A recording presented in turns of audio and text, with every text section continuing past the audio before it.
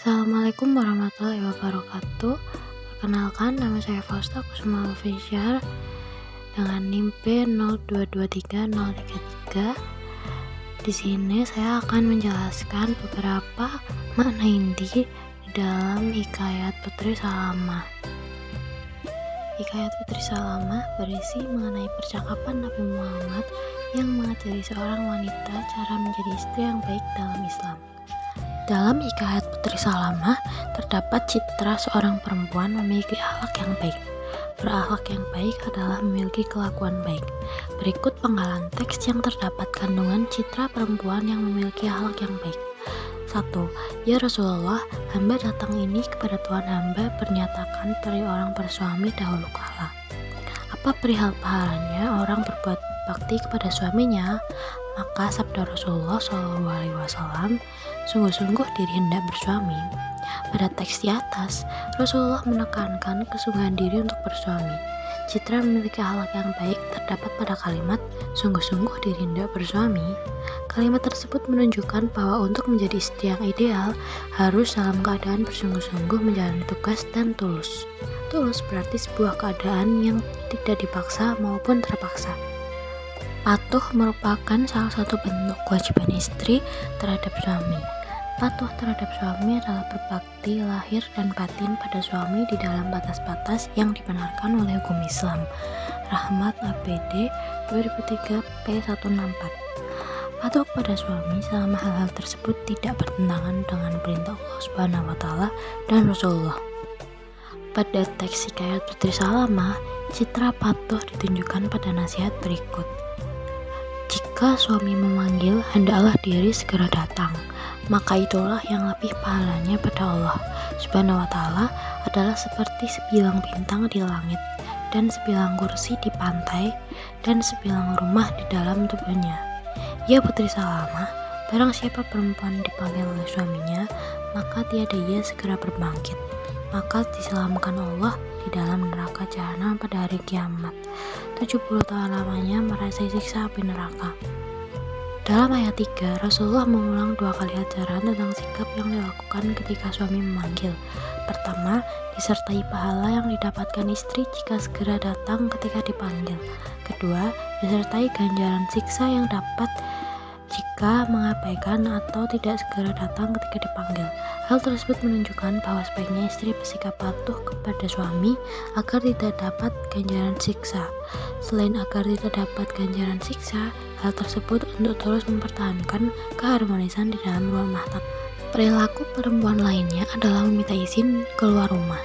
Pada teks Hikayat Putri Salamah dinyatakan bahwa istri yang keluar dari rumah tanpa memberitahu suaminya, maka keluarnya berarti menduakan suaminya sekalipun yang meminta ia keluar adalah orang tua dari seorang istri. Berikut teks Hikayat Putri Salamah yang membahas izin keluar rumah. 6. Barang siapa perempuan turun dari rumahnya, tiada ia memberitahu pada suaminya, maka turun sekalipun serasa menduakan suaminya. Jikalau ibu bapaknya minta, itu pun tiada harus turun hingga ia minta izin dahulu. Pada potongan teks 6 tersebut ditunjukkan bahwa suami bertanggung jawab sepenuhnya tentang istri. Oleh karena itu, orang tua istri jika ingin bertemu harus atas izin suami. Ibnu Taimiyah berkata, jika istri keluar rumah suami tanpa seizinnya, maka tidak ada hak nafkah dan pakaian.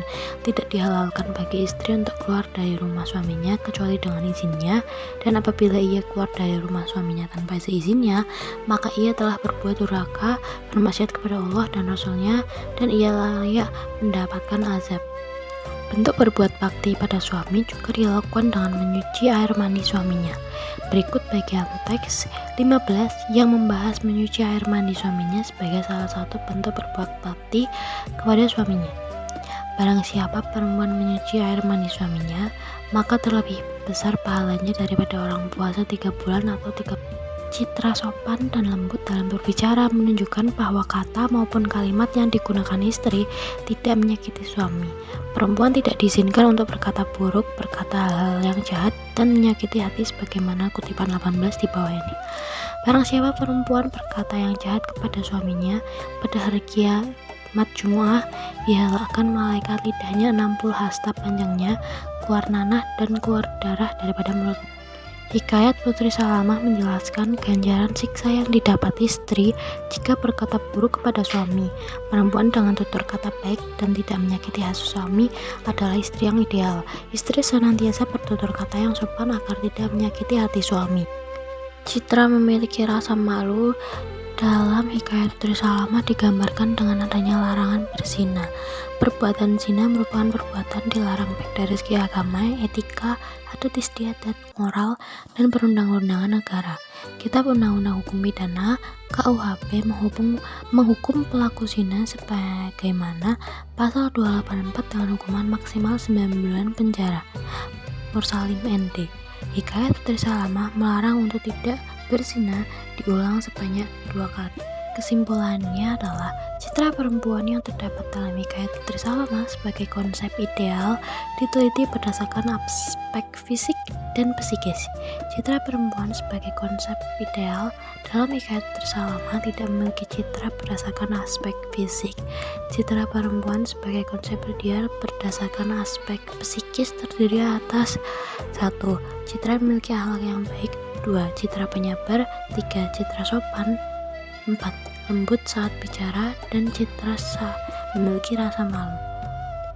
Sumber data dari pembahasan ini adalah teks hikayat Putri Salamah dengan nomor naskah Soehman V44.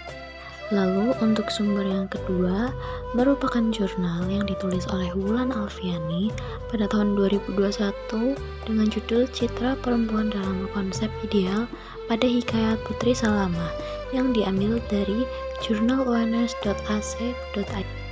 Terima kasih sudah mendengarkan mengenai pembahasan makna Hikayat Putri Salamah. Wassalamualaikum warahmatullahi wabarakatuh.